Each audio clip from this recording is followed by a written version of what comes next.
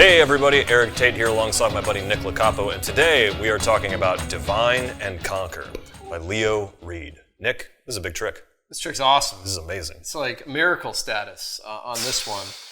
Divine and Conquer is, we talk about so many tricks, and there's that old thing, right? If you could sum it up in like a sentence, it's whether that makes it a good trick or not, I don't know. But this is one of those things because this is a mixture of mentalism and magic. Yeah. Basically, two people look at cards in the deck, right? Just they look at one. Yeah.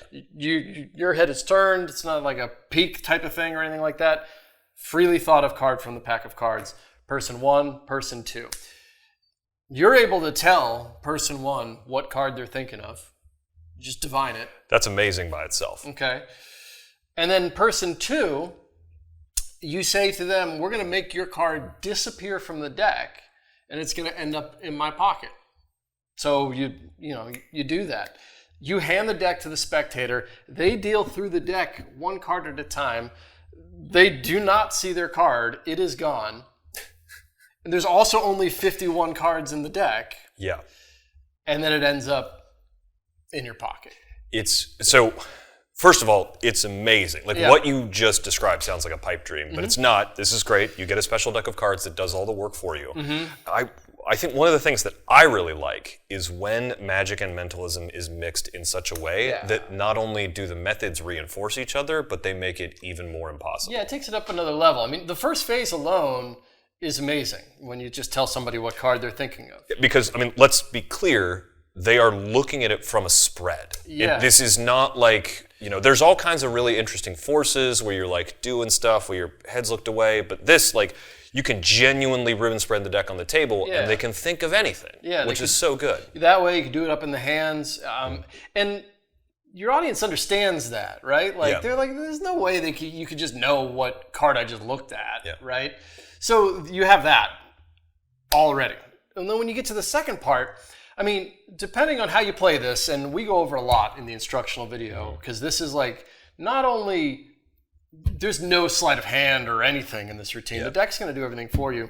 But there's almost a little bit of jazz in this routine as well that it just comes as a bonus because you can have a lot of fun with it. But so the second part, depending on how you play it, you might even already know what the spectator's card, the second spectator's card is as well. The thing is, you don't even have to know until the very end, which might sound insane as I'm saying it out loud here. But the second card, what that vanishes from the pack, you could also divine first and then make it disappear, or just have it disappear. It's totally up to you. And the other thing I like is that the way the deck is constructed, you're going to be able to do this with different cards each time. So I know if you're a restaurant worker, or maybe you've got people who come back to see your show over and over again, it's not always going to be the same cards that they're thinking of. It's not always going to be the same card that jumps into your pocket. No. Which is such a valuable thing, especially for people who perform the same trick for the same people a couple of times. Yeah. Well, let's talk about, inside the box, which you're going to get, of course, we have the P3 packaging here. Which is very nice with that magnetic flap. Yep. And you open it up, and the deck is nicely protected for shipping, and so it comes all covered in foam. And this will come sealed. Yeah. Okay, so this is going to come sealed. Mine's already open. I'm not going to open it, mainly because this is a special deck of cards. We're already aware of that. Yeah. But what it's not, which is interesting, a lot of people, it's not. In all the magic demos where you could just check off, know this, know that, no. This is one of those where it's no rough and smooth, no short and long cards, no deck switches, no memorized stack, no that And I'm sure if you've watched or read the ad copy on this, you've seen all of that. And it is true. It is a special deck, but there's nothing that isn't impossible to manage in it. I'm trying. What's the best way to describe what you're dealing with here without actually telling them? Because, it's not like an invisible deck where you're trying to hide a particular thing. What you're managing here is, it's dead simple. Yeah. It really is.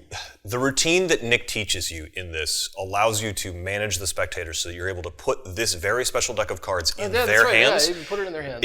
You put it in their hands, and they're the ones who count through it. And you learn the scripting and the routining, because that can seem I know you're sitting at home right now going, It's a gimmick deck.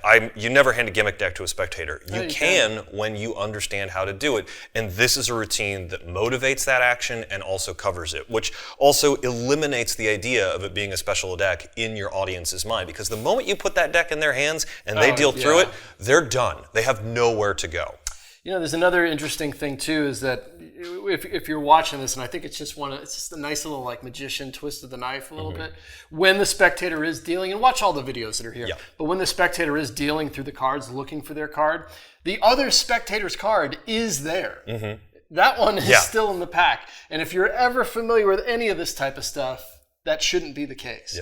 It's a minor thing, but I just wanted to point it out. The other thing that we should talk about is this deck is printed by the United States Playing Card Company, so they're very nice cards. You're not going to get it out, and they're not going to be all clumpy or weird. You know, they've still got the nice air cushion finish, so they spread nicely. They on the table and in your hands. It's a quality deck of cards that you're getting that is not only going to do the work for you, but it's going to last. As long as you handle it properly. It is only going to do this one trick, right? But it's going to last you a lifetime because the way that the cards are handled in this trick is simply look at one,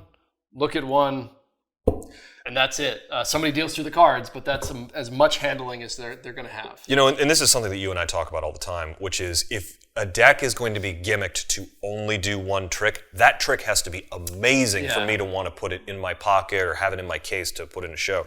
And this is worth it. I mean, this is a monster trick. And of course, the cards don't have to come out of your pocket. No, they can come out of under the card mat, out of their pocket if you're so clever, which would be crazy, but not impossible.